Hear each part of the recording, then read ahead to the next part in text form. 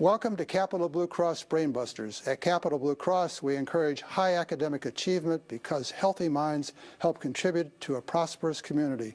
As the region's leading health insurer, we are proud to celebrate the accomplishments of the Susquehanna Valley's leading schools and top students. Thanks for tuning in for the show, and good luck, teams. From the studio of WGAL 8, teams of the best and brightest students from Susquehanna Valley High Schools go head-to-head in a battle of wits. It's Capital Blue Cross BrainBusters. Now, here's your host, Rich Rosen.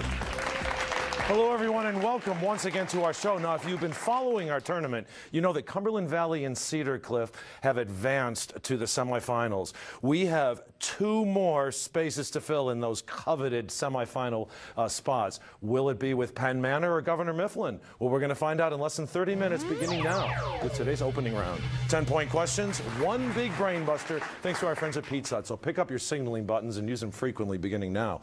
The Greeks found these sacred carvings on the temples of ancient Egypt. What was this written system for Hieroglyphics. Hieroglyphics for representing spoken words. You are correct. AU is the chemical symbol for gold. What's the symbol for silver? Gordon.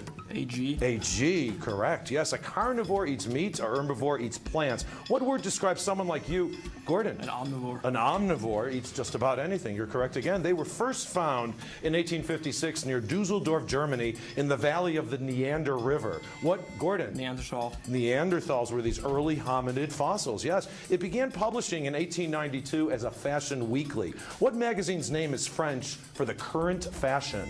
Gordon. Vogue. Vogue, you're correct again. It's an involuntary spasm of the respiratory organs ending in a sudden, Gordon. Hiccup. Hiccup, a sudden closure of the glottis with a characteristic sound. Well done, Gordon. He kills himself in an unusual way. He takes a knife and stabs a portrait of himself. Who is this fictional character created by, Gordon? Dorian Gray. Dorian Gray is this fictional character created by Oscar Wilde. It's the sign of 30 degrees. What is it? Grant? 1/2. 1/2, and that gets Penn Manor on the board. The painting was allowed to become so dirty that it became known by a completely misleading title. What is this Rembrandt group portrait? I think you'll remember seeing the Night Watch. Of the 27 amendments to the Constitution, which one limits a president to 2 terms or 10 years? Ben? 22nd. The 22nd, and you are correct again for Penn Manor. And now it's time for the Big Brain Buster, brought to you by Pizza Hut. Make it a big night in and order the Big Night In deal from Pizza Hut. So good luck to all 8 of you. On April 19th, 1995, Timothy McVeigh exploded a car bomb, destroying the Alfred P. Murrah Federal Building, killing 168 and injuring more than 800. In what city?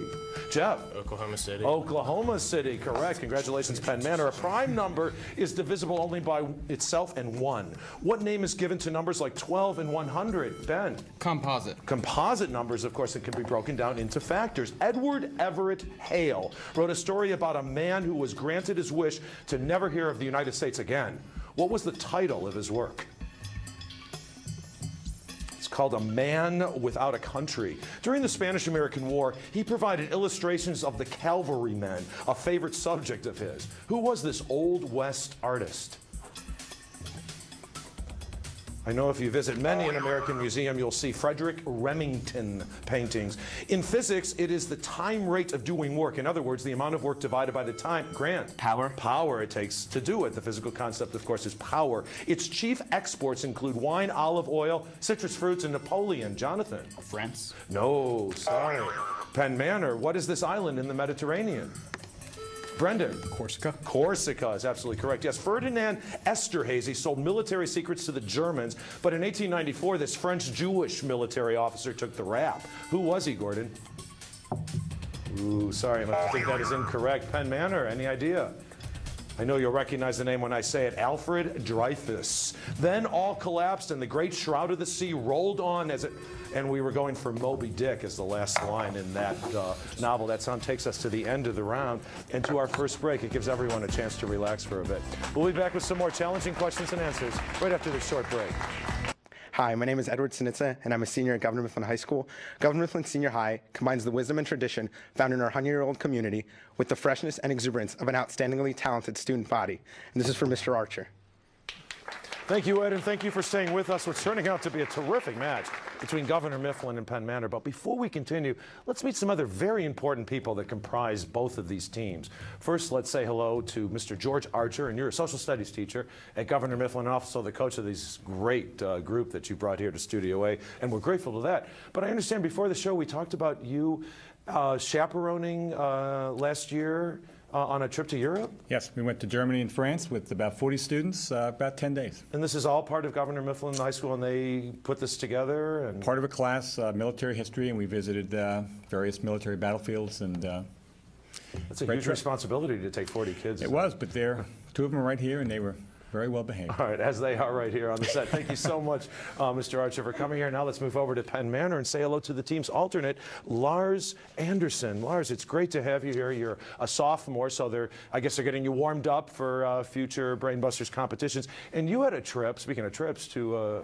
a state that maybe most of us on the East Coast don't have the opportunity to go to. Yeah, I recently went to Alaska, actually last August. Did you take a cruise, or was it yeah, land? it was a cruise. This was with your parents and all that? Yeah. But I think it's pretty cool to look out at the glaciers and see it. Yeah, the glaciers were massive, but they were receding. I saw pictures comparing before and after pictures. An endorsement for us all to be concerned about global warming. Thank you, Mr. Anderson. Yeah, you could interpret it that way. Next to you is Miss Sally Bookman, one of the coaches from Penn Manor, and you're the gifted facilitator.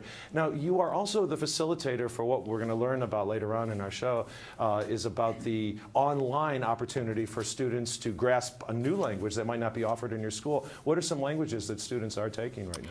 We have Chinese, Japanese, Arabic, and Russian. So it's all online? Is there a live facilitator? It's actually a distance learning opportunity, so that there is a teacher, there's a certain time frame that they have to be logged on. They can see the teacher on a little photo, or a little photo cam, and they can hear the teacher, they can raise their hand, they have a whiteboard, they can write the characters for the Chinese, for example, on. It's actually a very cool experience. Wow. Oh, fantastic. Great. Thanks for sharing. And next to you is Mr. Chris Meyer, the other coach from Penn Manor, and you're the social studies teacher, but you were involved with History Day yes. at your school. Yeah, each year Penn Manor hosts the Regional History Day for the program National History Day, and we have hundreds of students from around the area come out and give performances and show exhibits and documentaries, and we had local authors come out. It was a really excellent event. I'm sure it is. All right, well, thanks for sharing, and now let's put these students back to work with today's one-on-one rapid fire. Rob Calla. Rob Calla is a senior over at Governor Mifflin. It's nice to have you back.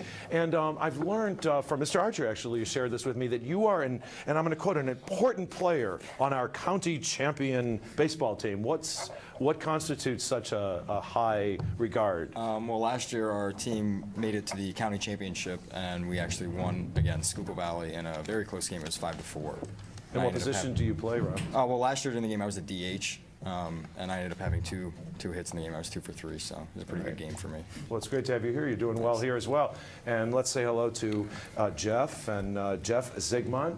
And he is a senior over at Penn Manor, and it's great to have you here. And you, speaking of sports, you play rugby. Now, is that a sport that's part of the district competition? No, it's through a club team with a bunch of local area schools. Guys come out. We play against other schools from around the state. So it's still a competition in the tournament, but it's set up as a club, not part of the school district, JV or varsity. So very nice. Okay, Jeff and Rob are two athletes. So let's put you two one-on-one. Good luck. In December 1941, Admiral Husband E. Kimmel was found remiss in duties and replaced as Commander-in-Chief of the U.S. fleet at this Pacific naval base. What base was it? Jeff? Pearl Harbor? It was indeed, yes, at Pearl Harbor. In British law, it's a written request to the Parliament. In the United States, it's a means by which citizens can submit proposed legislation. What is it? Rob? Petition? It is indeed a petition. Yes, well done. And finally, raised by coyotes, he rode a horse named Widowmaker, dug the Rio Grande River, and rode a cyclone. Who is this character from American folklore? Rob again. Wild Bill? No, sorry, incorrect. Jeff, any idea? His name is Pecos Bill.